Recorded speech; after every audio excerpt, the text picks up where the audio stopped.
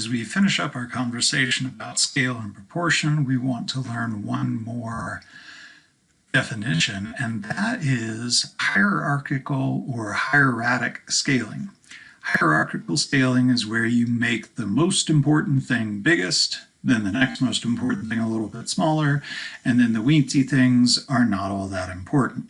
So in this Romanesque tympanum, they're not saying that Jesus was 16 feet tall.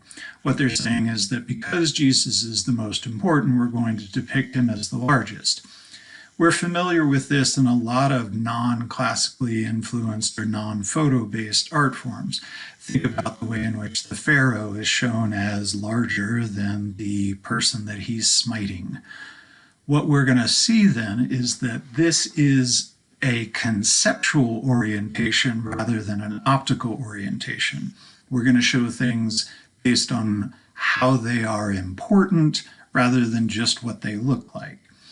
Because we see so many things that are reproducing photographic images, tend to assume that optical is correct, but if my intention is to communicate to a large audience, maybe actually using a conceptual orientation where I prioritize giving the idea is just as valid. So hierarchical scaling, I show what is most important by showing it as being biggest. We're going to end with a brief conversation about the way in which contemporary artists can use scale, especially as a way to convey ideas. What we're going to look at here is the Vietnam Veterans Memorial designed by Maya Lin. And if you haven't had a chance to go and see it, the general construct is that it is a granite wall that is inset into the landscape. You actually start out outside of it, you see it, and then you walk into it. And while you are walking down, it is also getting larger. But you can see, especially on that back wall, the way in which it's a lot more us going down than it going up. We are on a downhill slope, which is part of how Lin is using scale in this. We are creating what amounts to a giant metaphor for the war itself. We are able to easily get in with the best of intentions until such a point that we get literally in over our heads. And even when the country wants to change direction, we have to then work hard by walking up and out. Meanwhile, there's still name after name on the list of the dead who died they're listed in chronological order of the time in which they died. And so it's just a kind of relentless buildup of name after name after name. What we have also is an elegant use of material. Because it is so highly reflective, if I stop reading the names, I am faced with my own reflection, because insofar as I am a member of American society, American foreign policy is my responsibility.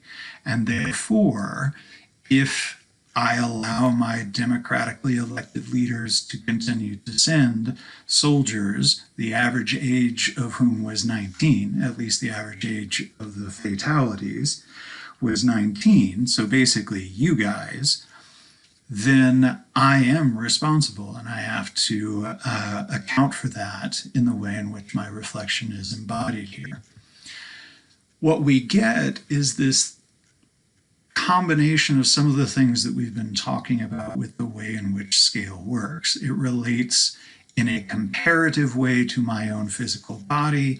It is important in its communication that I physically relate to it either by being overwhelmed by it when I'm in the depths of it, or by thinking of it as something small and insignificant when I'm first encountering the edges. I then walk into it and I am absorbed into the struggle. It is, in other words, really easy to escalate and really hard to get out of. A couple of side notes about Maya Lin is she was an undergraduate student when she was given this as an assignment.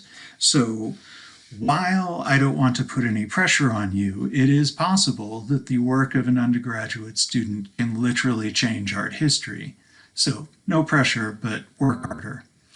Also, it is important that you know that while she was given this assignment by one of her professors when she was studying architecture at Yale, and ultimately it was selected by the committee who was choosing from an open call of proposals,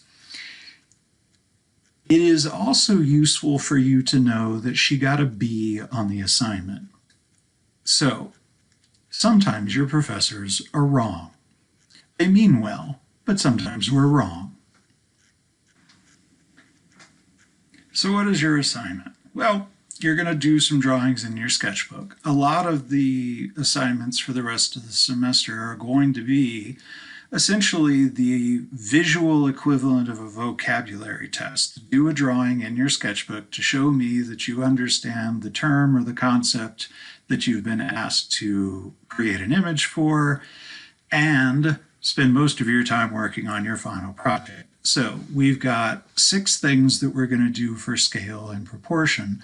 The first of which is I want you to create a hieratic composition. In other words, using scale to indicate importance. So here we have a student example from previous semesters.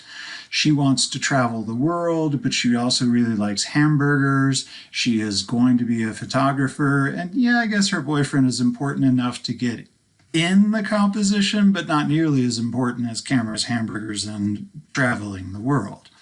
Take that, boyfriend.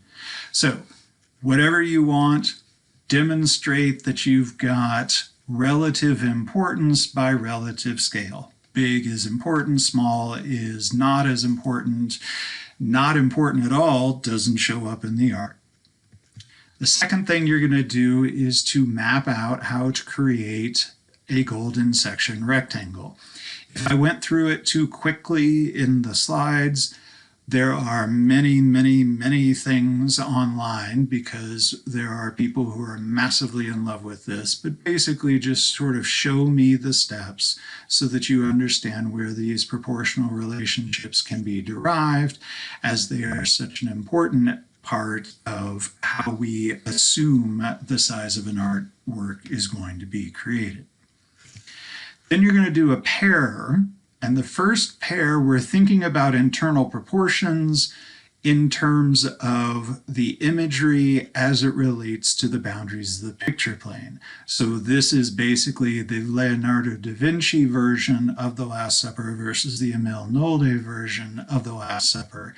Show me one where you have open, spacious, comfortable, if anything, airy depictions of internal proportions. There's lots of room for things to move around.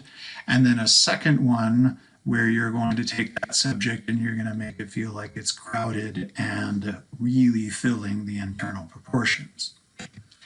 Then we're going to create some goofy things where you're going to use internal proportions not in imagery relating to the picture plane, but instead by having the parts of a subject be either disproportionately small, that's a freaky little face, or disproportionately large, cartoon eyes, because probably she saw a delicious sandwich or something. One of the things that I want you to remember with this one is that you do have to give me enough context that I understand the thing that you have changed. So I think one like this winds up working a little bit better than this one over here, where until I drop to this second one and see the huge E, I don't even recognize that as an E. One thing that I've seen students do in the past is they do something that's so cartoonish that I just assume everything is following the rules of that cartoon. So for instance, if you were going to have a bird with really tiny wings, you're going to have to make it clear that that bird has really tiny wings. And maybe that means that you have more than one kind of bird, and some of them have normal-sized wings, or maybe it's that you make it so exaggerated, like these guys down here, that I can't help but recognize the way in which you're playing with proportion. Have fun.